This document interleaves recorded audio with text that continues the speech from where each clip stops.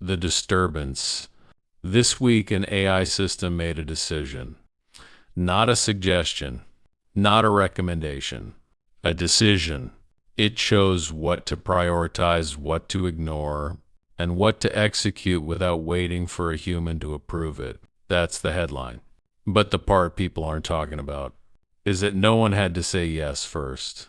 And once the system stops asking for permission, the question isn't whether it's intelligent. The question is who still has control. Context calibration. Let's slow this down. Over the past year, AI has shifted from tools to agents. A tool waits. It responds when prompted. It doesn't decide. An agent acts. Modern AI agents can set goals, break those goals into steps, call other systems, execute actions, evaluate results. Sometimes a human supervises. Sometimes a human is only notified afterward. This isn't science fiction.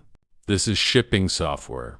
Companies call it autonomy, agentic workflows, self-directed systems. And technically, nothing catastrophic happened. No explosions, no takeover, no singularity. Just one quiet shift. Humans moved from operators to supervisors, and in some cases, observers. Why this matters on the surface. The surface level conversation sounds reasonable, supporters say. It increases efficiency. It reduces human error. It scales decision making. Critics respond. It's risky. It's untested. It could be misused. Both sides are correct. But they're arguing about performance. Speed, accuracy, reliability. That's not the real issue. Because the real change isn't what these systems can do. It's when human judgment gets skipped by default. And once that becomes normal, you don't notice it happening. The hidden mechanism. Here's the mechanism hiding underneath all of this. For most of history, decisions required friction. Someone had to sign off, be accountable, take the blame, feel the cost. Friction slowed things down, but it also made responsibility visible. AI agents remove friction. They don't get tired. They don't hesitate. They don't ask, should we? They ask, can we? And if the answer is yes, they proceed. This creates a subtle but profound shift. Decision-making becomes cheap. When decisions are cheap, more of them get made. Fewer of them get reviewed. Almost none of them feel personal. Responsibility doesn't disappear. It just dissolves across systems.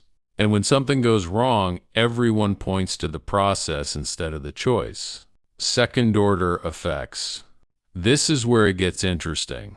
Not catastrophes. Not doomsday. It's quiet changes. Labor. People stop being decision makers and become exception handlers. You're not trusted to choose only to intervene when the system fails. Over time, you lose the skill entirely. Culture. We normalize outcomes without understanding reasoning because the system said so becomes sufficient explanation. Curiosity erodes first, then skepticism, governance. Policy becomes reactive. By the time rules are written, systems have already moved on. Oversight exists, but only in theory. Trust. When decisions feel impersonal, blame feels abstract. And when blame is abstract, accountability becomes optional. Nothing breaks. People just stop noticing when it happens. Historical pattern echo. We've seen this shape before. Industrial automation removed physical labor.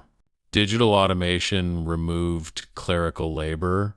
Each time humans were told, you'll move to higher level work. Sometimes that happened. Sometimes the work just vanished. The difference now is speed and scope. This isn't one industry. It's decision-making itself. And historically, whenever societies outsource judgment too quickly, they don't lose control all at once. They lose it procedurally. By the time anyone notices, the system is already normal. The human position. So where does that leave you? Not powerless, but not central either. Your value isn't speed. It isn't recall. It isn't optimization. It's judgment under uncertainty. It's sane. This technically works, but it shouldn't be done. Systems can't feel consequence. They can only model outcomes. For now, humans still carry meaning, ethics, and restraint. But only if they're allowed to exercise in it. And only if they don't willingly hand it away for convenience. The unanswered question. So here's the question I'll leave you with.